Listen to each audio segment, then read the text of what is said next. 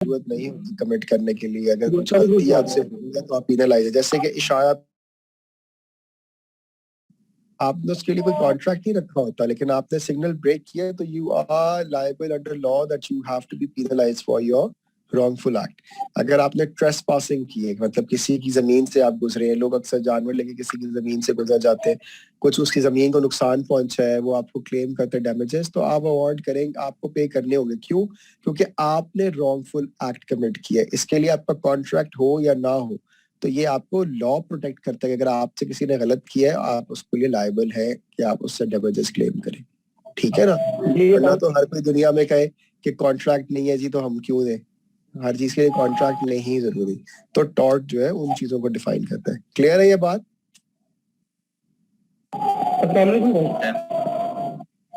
वालेकुम सलाम जी। कौन है बच्चा जी? सर मेरा नाम मोहम्मद अब्बास है, 20 रोल नंबर है मेरा। मैं बेसिकली लॉस एंजल्स कंपनी में काम करता हूँ। तो यहाँ पे मैं एक एग्जांपल कोट करना चाह रहा था। फॉर एग्जांपल, अगर कोई जहाज जा रहा है और अगर कैप्टन को पता चल गया है कि जहाज के डूबने का खतरा है और वो लोडेड जहाज है कंटेनर के साथ, और उसको ये भी पता कि अगर मैं 2 या 3 कंटेनर जहाज के नीचे फेंक देता हूँ और जहाज डूबने से बच जाएगा, तो इन केस वो 2-3 कंटेनर नीचे फेंक देता है तो जहां तो बच जाएगा। ये अनलॉफुल एक लाख वो है, गलत रॉन्ग है एक्चुअल, लेकिन इसकी वजह से सब लोग बच जाएंगे, बाकी लोगों का माल और कंसाइनमेंट बच जाएंगी। तो ये भी तो फ्रॉड की किस्म हो सकती है। देखो जो डिफिकल्ट या कॉम्प्लेक्स केसेस होते हैं वो हमेशा कोर्ट ऑफ लॉ में जाते हैं, बिकॉज उसमें फिर प्रेसिडेंट्स लिखे जाते हैं और प्रेसिडेंट्स के ऊपर वर्डिक्ट्स दिए जाते हैं, रेफरेंसेस लिए जाते हैं। मैं आपको बहुत बेसिक टॉट्स का बता रहा हूँ। मैं आपको ये कह रहा हूँ कि जो रॉन्गफुल एक्ट है वो गलत है, और कुछ जगहों पे अक्सर ऐसे जहाँ रॉन्गफुल एक्ट होते हैं which lead to actually something positive, तो वहां पे याद रखो कानून उस चीज को जरूर कंसिडर करता है कि पॉजिटिविटी उसका आउटकम थी, लेकिन उसका ये कथन मतलब नहीं होता कि वो आपको छोड़ दे, क्योंकि at the end of the day अगर आपने किसी के साथ अच्छा किया है, आपने किसी के साथ जुल्म भी कर दिया, और उसके लिए कोर्ट कहीं ना कहीं कॉम्पनसेट करता है और कुछ ना कुछ आपको फिर ऐसे भी पनिशमेंट देता है। फॉर एग्जाम्पल जी के ये आगे पनिशमेंट है, लेकिन आपने भी यहाँ पे आपकी कंपनी इतना इतना परसेंट करेगी, और कंपनी जो होती है विलिंग होती है उसमें करने के लिए। इवन कुछ तो सपोर्टिंग फैक्टर्स होते हैं जहाँ पे इंश्योरेंस कंपनी सपोर्ट करती है। लेकिन अब आपने जो एग्जाम्पल कोट की है उसमें खाली जो ब्लेम है वो उस पर नहीं आएगा। अगर ऐसा खुदा ना खासा कुछ होता है तो हो सकता है कि जो कंपनी है वो शिपर पे ब्लेम करे कि ये वेसल जो थी, अगर वेसल का वेट, जब वेसल में आप शिप करते हैं, अब आप एक और तरफ चलेगी ये बात, वेसल में जब नॉर्मली सी वॉयज के थ्रू मरीन जिस इंश्योरेंस को हम कहते हैं, अगर जब कार्गो भेजा जाता है तो ये देखा जाता है कि वेसल जो है उसकी कैपेसिटी क्या, कितना वेट ले के जा सकती है। अगर वेसल ओवर वेट, अपने वेट जो उसकी कैपेसिटी से ओवर वेट उसने लोड हुआ है, तो जो वेसल का जो शिपर है उसके ऊपर आती है रिस्पॉन्सिबिलिटी। फिर सर्टेन ब्यूरोज होते हैं जहां से एक्रेडिटेशन ली जाती है, वेसल्स की सर्टिफिकेट्स लिए जाते हैं, अप्रूवल होता है, उसके बाद वेसल ट्रैवल करती है। अगर वो सर्टेन एजेंसीज भी उसको ओवरलुक करते हैं फैक्टर को और अप्रूव करते हैं, तो वो भी रिस्पॉन्सिबल हो सकती है ऐसे क्राइम में। फिर वो शिपर खाली उस कैप्टन की गलती नहीं होगी, उन कंपनीज के ऊपर आएगा, क्योंकि जो साइंटिफिक लॉजिक है मैं असल में ये डिस्कस करना चाह रहा था कि अगर सारे स्पेसिफिकेशंस वगैरह सब कुछ ओके है और इन केस ऑफ ये कि समुद्र में कोई बेटा ये तो एक आयरॉनिकल सिनेरियो है ना। अगर इस तरह का होगा जाहिर है कोई कोर्ट उसको उस तरह से देखेगा, लेकिन मैं आपको सिर्फ ये बता रहा हूँ कि कोर्ट रूट कॉजेज भी देखती है, कोर्ट खाली इवेंचुअल कॉजेज नहीं देखती। ठीक है ना? कोर्ट कॉज एंड इफेक्ट के ऊपर चलती है।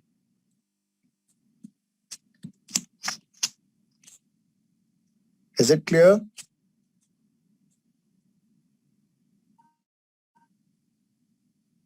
Abbas, is it clear? Hello?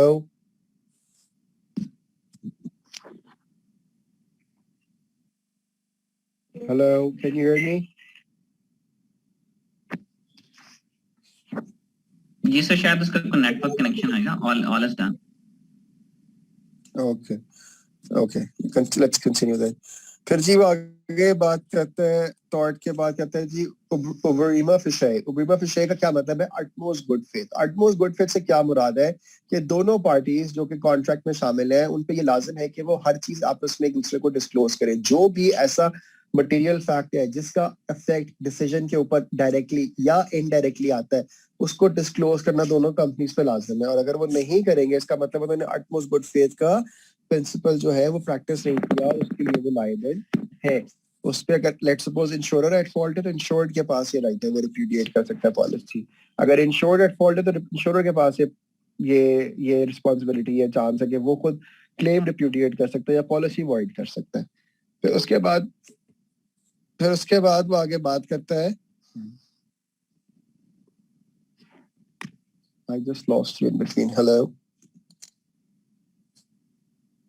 He said Hello? next under insurance. Okay. Under insurance, he says having less insurance than in required by the policy provision, especially the insurance for provision. Take an example of group insurance. बड़ी companies जो होती है उनके लिए mandatory होता है कि आपने एक सर्टेन अमाउंट तक की जो है ना इंश्योरेंस लेनी है अपने कवरेज की, और आप सर्टिफिकेट लें कि आपके पास ग्रुप इंश्योरेंस है। अब फॉर एग्जांपल कुछ कंपनीज तो होती है वो प्रॉपर स्टैंडर्ड के साथ चलती हैं, कुछ ऐसी भी होती है जो कहती हैं यार कि चलो स्टैंडर्ड इंश्योरेंस ले लो, लेकिन जो इतनी अमाउंट तक की है वो बताने की क्या जरूरत है।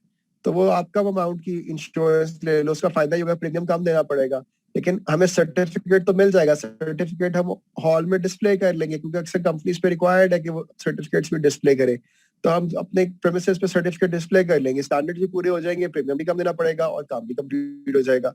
ऐसे केसेस में अगर इंश्योरेंस कंपनी प्रोब करे और कल को पता चले कि वो अंडर इंश्योर्ड है फॉर एग्जांपल, तो वो भी आपके अगेंस्ट जाती है चीज, ठीक है। उसमें पॉसिबल है कल को आपको क्लेम ना दिया जाए, रिप्यूडिएट भी हो सकती है पॉलिसी, आपको एट फॉल्ट भी डिक्लेयर किया जा सकता है कोर्ट में।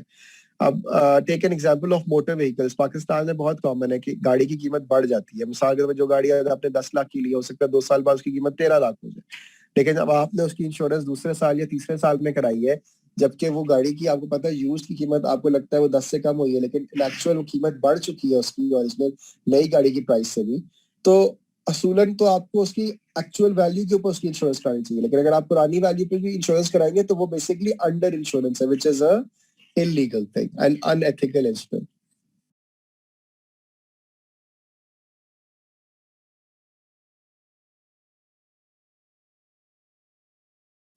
जी आगे जी नेक्स्ट पढ़ते हैं। सर उसकी फिर रिवैल्यूएशन होगी एसेट की, जो आप कह रहे हैं कि अगर उसकी आफ्टर 2 इयर्स उसकी देखो ना, मैं एक एग्जांपल देता हूँ। मेरे पास एक गाड़ी है, मैंने 20 लाख की खरीदी, ठीक है। 2 या 3 साल बाद मैं जब उसकी इंश्योरेंस कराता हूँ 3rd ईयर में, तो मैं देखता हूँ कि जो अब ओरिजिनल गाड़ी नई गाड़ी है उसकी कीमत जो है वो है 25 लाख और मैं उस गाड़ी को 20 लाख पे ही इंश्योर करा रहा हूँ, तो वो बेसिकली इलीगल है। क्यों? क्योंकि मुझे उसकी एक्चुअल वैल्यू देखनी है। कल को अगर उस खुदा ने खासा टोटल लॉस हो जाता है तो जो डेप्रिसिएशन चार्ज होगी वो तो मुझे एक्चुअल वैल्यू के ऊपर होनी चाहिए ना। तो जो मार्केट में उसकी नई वैल्यू है जो एस्टैब्लिश्ड है, मैं असूलन तो मुझे उसके ऊपर डेप्रिसिएशन चार्ज हो तो मैं उसके अमाउंट मुझे कुछ मिलेगी। लेकिन अगर मैं अंडर इंश्योर करूंगा तो वो मुझे डेप्रिसिएशन चार्ज भी उसी वैल्यू पे करेगा जिस पे मैंने इंश्योरेंस कराई हुई है। बात समझ आइए? सर इसमें ये है कि अगर उसको अंडर इंश्योरेंस है अगर उसकी, बट कल को अगर उसमें लॉस होता है तो अगर उसमें इंश्योर्ड अमाउंट तो लिखी होती है कि आपको 2 मिलियन पे होगा, तो अगर Exactly. उसमें लेकिन अगर उस गाड़ी की कीमत मार्केट में ज्यादा है, आप मेरी बात समझो, एक गाड़ी की कीमत मार्केट में बढ़ गई है। मैं देखें मेरी गाड़ी जो आज से 2 साल पहले मैंने नई गाड़ी की कीमत ली थी उससे ज्यादा कीमत इस वक्त मेरी गाड़ी की यूज में है, मैं आपको ये कह रहा हूँ। लेकिन मैं गाड़ी की इंश्योरेंस करा रहा हूँ उसी अमाउंट पे जिस पे मैंने गाड़ी खरीदी थी तीसरे साल में भी, तो ये अंडर इंश्योरेंस हुई ना।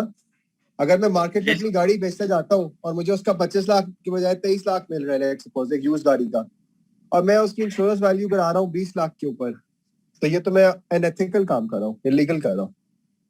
सर अगर मैं टीसीएस पे जाता हूँ उसको एक लैपटॉप देता हूँ कि ये कराची भेज दें, तो उसमें वो इंश्योरेंस ऑफर करता है, उसमें 1% ऑफ द टोटल वैल्यू जो है ना वो आपको पे करना होता है इंश्योरेंस प्रीमियम।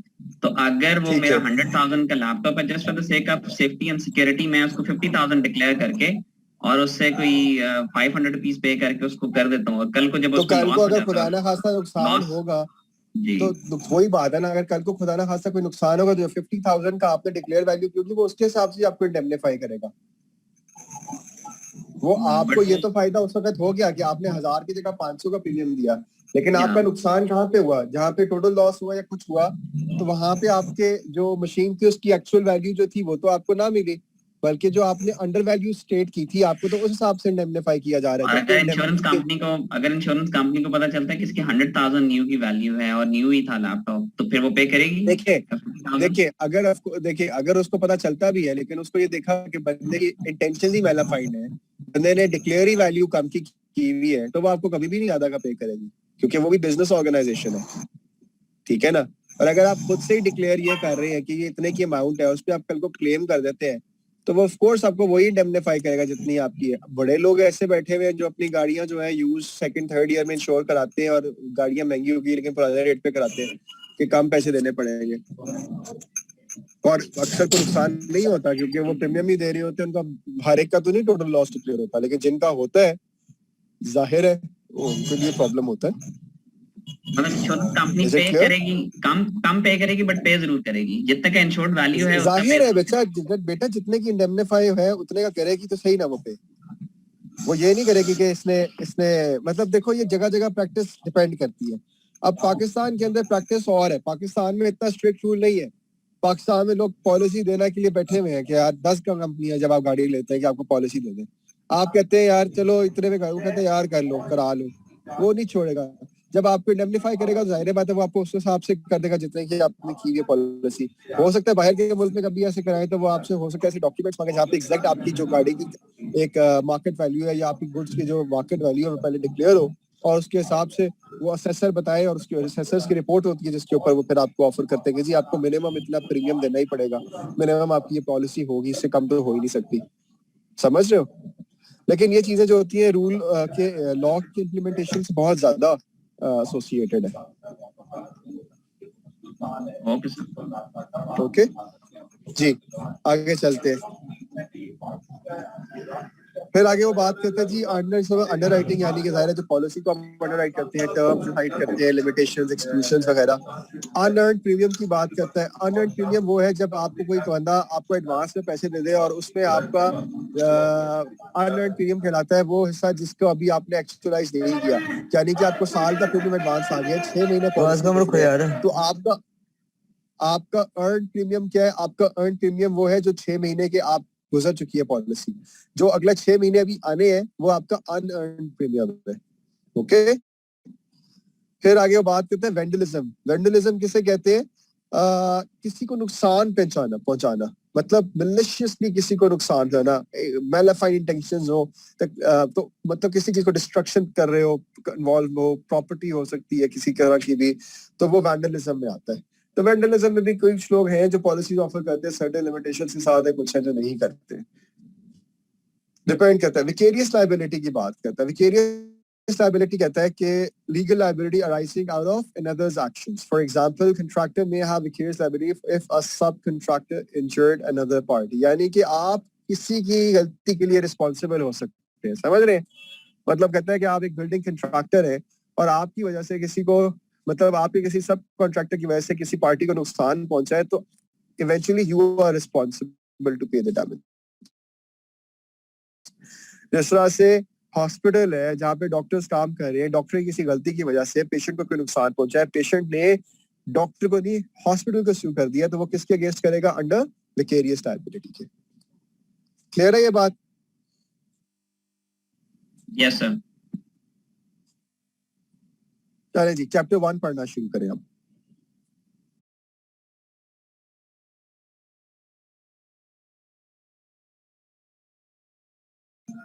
अस्सलाम वालेकुम सर। सर जो हमारी प्रीवियस जो अभी तक आपने पढ़ाया था वो सिर्फ टर्म्स की। सर वो डेफिनेशंस थी सिर्फ टर्म्स की। सर मेरी आवाज आ रही है? जी जी बेटा, क्या कह रहे हैं आप? सर मैं कह रहा था जो हमने पीछे जो प्रीवियसली पढ़ा है 14 पेजेस, वो सारे टर्म्स की डेफिनेशंस वगैरह ही हमने आपने पढ़ाई है हमें। हाँ जी, जो बेसिक कॉन्सेप्ट्स हैं वो हमने डिस्कस किए सारे। अच्छा, और एक्चुअल चैप्टर ये अब स्टार्ट होगा, चैप्टर 1। एक्चुअल कुछ नहीं है, ये सब जो पढ़ा है वो एक्चुअल का हिस्सा है। मजाक में हमने कुछ भी नहीं पढ़ा यहाँ पे। नहीं सर, मजाक तो मैंने कहा ही नहीं है। डेफिनेशंस है, नहीं वैसे आपको बता रहा हूँ, वो सब कुछ एक्चुअल है, एवरीथिंग इज एक्चुअल। ये आपका हिस्सा है जी, क्योंकि आप प्रिंसिपल्स पढ़ रहे हो। प्रिंसिपल्स समझने के लिए आपको सबसे पहले टर्म्स को समझना जरूरी है। जब आपको टर्म क्लियर हो सर। जाएगी तो ऑटोमेटिकली प्रिंसिपल्स की क्लैरिटी आपको और अच्छी होगी, ठीक है ना। तो अभी हमने ठीक है सारी सर। जो बेसिक टर्म्स है उनको पढ़ा है। अभी भी हम जब ये चैप्टर्स पढ़ेंगे जहाँ पे हमें जो कॉन्सेप्ट समझ नहीं आएगा, आप बार बार इन्हीं टर्म्स को बार बार रिवर्ट करोगे और इनको जाके बार बार डिस्कस करोगे ताकि आपको वो कॉन्सेप्ट क्लियर हो जाए।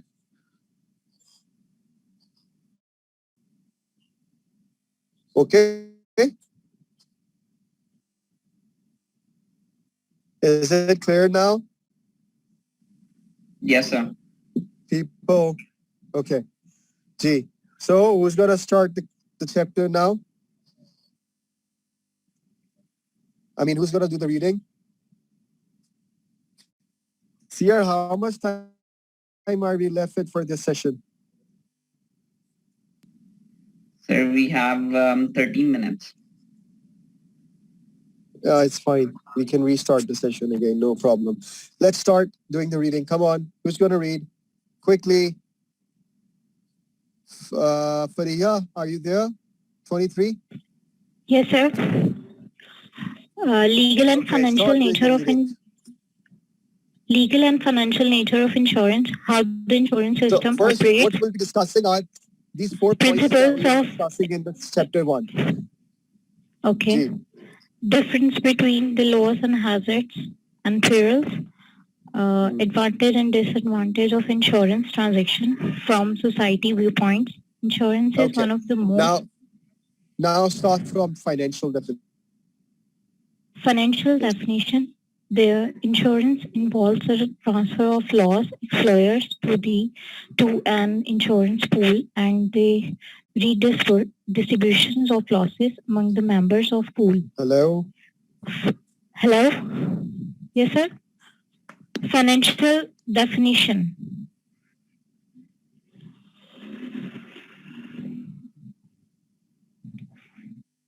Hello?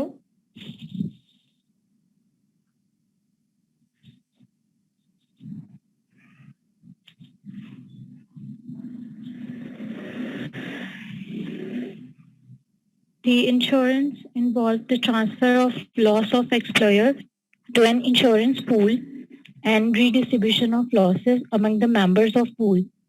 Financial payment from a pool with the adequate resources and adequate predictability of the losses are the main purpose of the insurance and transaction. An insurance system redistributes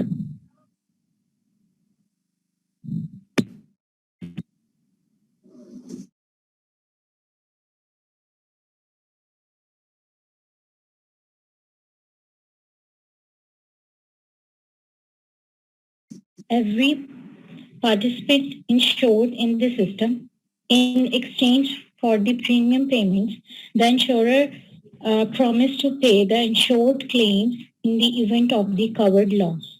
Legal definition: insurance is contractual agreement whereby one party agrees to compensate another party for losses. Insurance, the Yeah. party agrees. So, अच्छा legal definition तो यहाँ पे share कर रहे हैं। आपको जरूरी नहीं है कि जो चीज पे दी हुई आप सेम टू सेम याद करें। आप इसकी बेसिक जिस्ट जो है उसको ज़हन में रखें and that is it, that is more important for you. For example वो यहाँ पे कहता है कि ये इंश्योरेंस को कहता है ये इंश्योरेंस है क्या, वो इसको ये उसने बड़ा इजी बड़े ही आसान वर्ड्स में उसको डिफाइन कर दिया है। उसने कहा जी लीगल डेफिनेशन क्या है, that it's an agreement where a party agrees to pay for the losses to another party, which actually makes a premium payment in acknowledgement of the policy that they receive, and it covers the exposure to loss that is under terms of the policy. अब ये एक मैंने खुद definition अभी आपको इसको देखते सुना दिए। अगर आप इन 5 पॉइंट्स को देखिए, मैं कहूँ कि इसके ऊपर डेफिनेशन बनाएं तो कोई एक मुझे सुना सकता है कोई डेफिनेशन इंश्योरेंस की? कम ऑन, ये 5 पॉइंट सामने लिखे हुए, insurer, insured, premium, policy and exposure to loss. इन 5 पॉइंट्स को सामने रखते हुए कोई आप में से इंश्योरेंस की डेफिनेशन सुनाए। Come on, hurry up. Yes,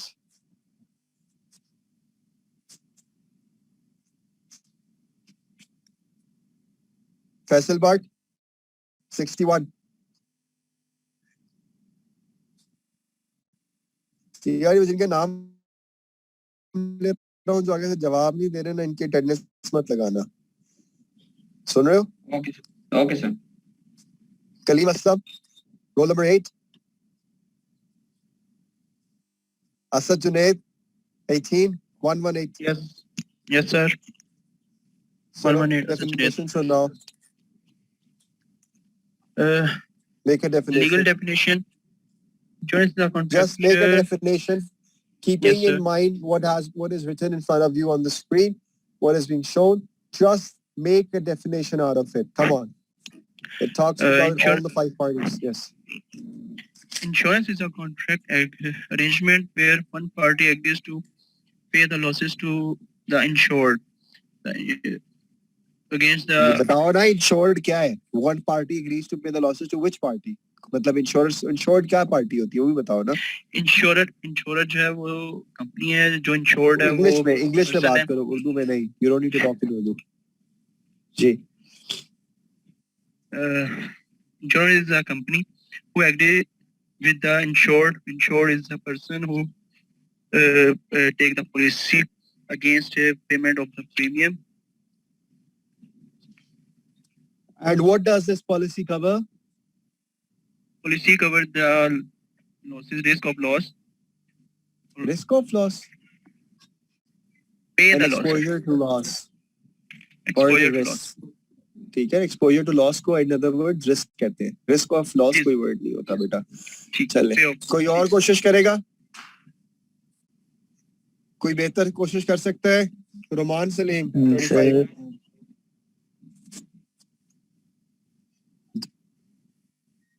Anyone else?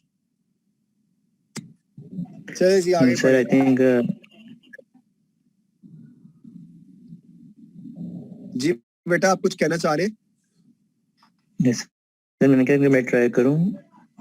जी जी करें बेटा, मैं तो यही कह रहा हूँ करें.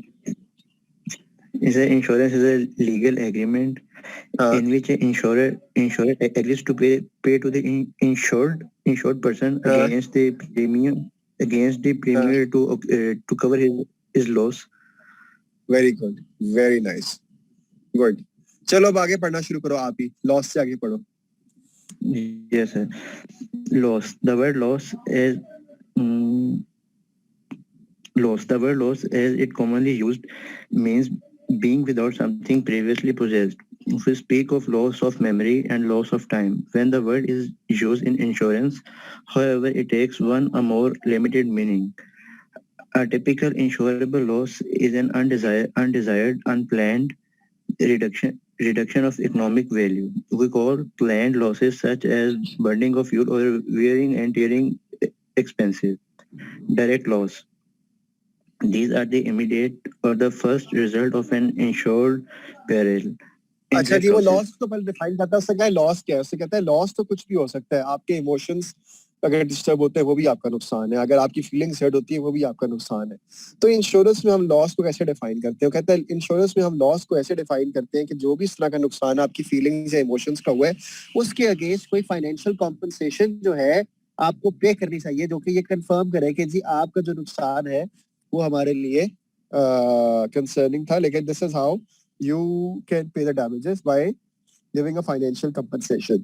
तो उसको जो भी इमोशंस का नुकसान होता है, जिंदगी का, बॉडीली इंजरी का, प्रॉपर्टी का, उसको किया जो है जिसमें जाता है concern evaluate in terms of financial compensation. जी. Indirect loss, also called consequential losses or the loss of use, are a secondary result of an insured peril. For example, if fire destroys a home, the loss of home is a direct loss. The expense of living in a hotel while the home is being rebuilt is an example of indirect loss. There must be a direct loss before there can be an indirect loss. जी, वो क्या कहता है? वो कहता है कि direct loss एक जगह पे हो गया, आग से नुकसान पहुंचा किसी बिल्डिंग को. कहते हैं लेकिन उसका इनडायरेक्ट लॉस ये हुआ कि उस आग से नुकसान पहुंचने में चाहे वो बिल्डिंग को रेनोवेशन की जा रही है, लेकिन उसके रेनोवेशन के दौरान लेट्स सपोज उसके इर्द गिर्द जो उसके कैफेज थे या जो उसके रूम्स ऑक्यूपाइड थे जहाँ पे लोग आके रहते थे, किराया देते थे, वो भी बिल्कुल जो है कहता है कि वेकेंट हो गए और उधर कोई भी नहीं आ रहा. मसलन के अनुसार उसका किराया दिन का लेट्स सपोज 10,000 रुपया था, तो वो जो 40 दिन या 30 दिन रिजर्वेशन चल रही है उसके हिसाब से उसका इनडायरेक्ट लॉस उन रूम के किरायों का भी है, उसका नुकसान उस सोशल नेटवर्किंग का भी है, जो उस पर क्लाइंटेल आ रहा था जो आना हट गया या किसी और तरफ चला गया, उसका नुकसान उनके कैफेज का भी है जहाँ के सर्टन उसके जो पसंदीदा उसके खाने थे जो पसंद किए थे लोग आके खाते थे। तो एक तो फिक्स एक्सपेंस था ही जो डायरेक्ट नुकसान हुआ, जो आग के लगने से बिल्डिंग को नुकसान पहुंचा, लेकिन इनडायरेक्ट लॉस जो उसका हुआ वो कई बार डायरेक्ट लॉस से भी ज्यादा होता है। आप बात समझ रहे हैं? क्योंकि कुछ चीजों को बिल्ड करने में टाइम लग जाता है लेकिन वो बन जाती है, कि कुछ चीजें इनको आप चाह के भी उसको दोबारा से रीबिल्ड नहीं कर पाते, बड़ा चैलेंजिंग होता है। वो क्या होता है, आपकी रिपोर्ट होती है, आपकी नेटवर्किंग होती है, आपके बिजनेस फ्लो होता है। ठीक है, देखो 9/11 हुआ तो 9/11 का डायरेक्ट लॉस तो ये था कि बिल्डिंग्स कोलैप्स हो गई, ठीक है, लेकिन इनडायरेक्ट लॉस हो चुका था उस दौरान जितने इवेंट्स प्लान थे अमेरिका में कैंसिल हो गए, एग्जीबिशंस कैंसिल हो गए, बड़े बड़े इवेंट्स लोगों ने प्लान किए थे, कितने क्यों लोग घबरा गए इधर नहीं आना, जी टेररिज्म आ गया यहाँ पे। फ्लाइट्स का नुकसान हुआ, होटल्स का नुकसान हुआ, टूरिज्म का नुकसान हुआ, एक स्केप्टिकल इमेज बन गया, फिर पॉलिसीज चेंज हुई, गवर्नमेंट ने इसको किस तरह से प्ले अराउंड किया, तो इनडायरेक्ट लॉस बहुत ज्यादा था। ठीक है, this is just an example. अगर आप इसके बारे में और पढ़ना चाहें तो कभी आप 9/11 का केस उठा के ऑनलाइन पढ़ें, आपको उसके ऊपर और भी कई एग्जाम्पल्स मिलेंगे कि इनडायरेक्ट लॉस क्या था उसमें। There many case studies. Okay, are we clear? Yes, लेकिन सर पाकिस्तान में वैसी पॉलिसीज भी तो इंट्रोड्यूस करवाई जा रही हैं जिसके अंदर आपको कॉन्सिक्वेंशियल लॉसेस भी पे किए जाते हैं। बिल्कुल, और कॉन्सिक्वेंशियल लॉसेस पे किए जाते हैं बच्चे, मैं ये नहीं कह रहा कि पे नहीं किए जाते, मैं तो ये बता रहा हूँ कि कॉन्सिक्वेंशियल लॉस होता क्या है। ठीक है, ओके। बल्कि ऐसे इवेंट्स के बाद तो लोगों की अवेयरनेस इतनी ज्यादा बढ़ गई कि लोगों ने इस तरह की पॉलिसी लेना ज्यादा शुरू कर दी जिसमें इनडायरेक्ट लॉसेस भी कवर्ड थे।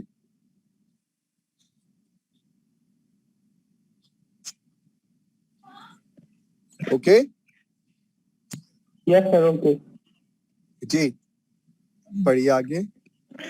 Chance of loss. Principles of sir इसकी डेफिनेशन नहीं है? आई एम सॉरी, पढ़िए बच्चे। Yes, sir. The chance of loss is a probability of loss. Each house is in an insurance pool represents the exposure to loss. If we expect 3 houses out of 100 houses in an insurance pool to be destroyed by fire, the expected chance of loss is 3 out of 1,000 or 0.003%. ये कौन है जो normally ये calculate करते हैं? ये actuaries होते हैं जो करते हैं, एक्चुअरीज होते हैं जिन्होंने डिफरेंट मॉर्टेलिटी और मॉर्बिडिटी रेशियोज होती हैं जिनके थ्रू लाइफ स्पैन को देखा जा रहा है, सब कुछ प्रेसिडेंट पे हो रहा है, और फिर उसके बाद इसी तरह बाकी जनरल इंश्योरेंस की पॉलिसीज को देखा जा रहा है। लेकिन कुछ भी कह लो तो उसमें चांस ऑफ लॉस जो डिफाइन होता है वो ज्यादातर लॉ ऑफ लार्ज नंबर्स पे बेस्ड है, और लॉ ऑफ लार्ज नंबर्स यही है कि जितनी ज्यादा आपकी ऑब्जर्वेशंस होगी, हमने पढ़ा था डेफिनेशन में, याद है लॉ ऑफ लार्ज नंबर्स, जितनी ज्यादा आपकी ऑब्जर्वेशन होगी उतने ही स्ट्रॉन्ग आपकी प्रेडिक्शन होगी आपके आगे आने वाले वक्त में कि क्या आपको लगता है हो सकता है उस सर्टेन सिनेरियो में। Okay, Yes, sir. Possibility or the chance of loss that creates the need for insurance. If there was either no possibility of loss or if losses were certain to occur, insurance would not exist. Peril. The cause of loss is called peril. Example: fires, tornadoes, heart attack, and criminal acts. Insurance policies provide financial protection against losses caused by the perils, hazards. There are conditions. Perils क्या है? Dangers है ना? Perils क्या है?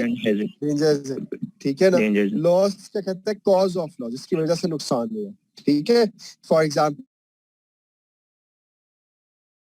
Fire की example दिए, for example टॉर्नेडोस की example दिए, क्या है?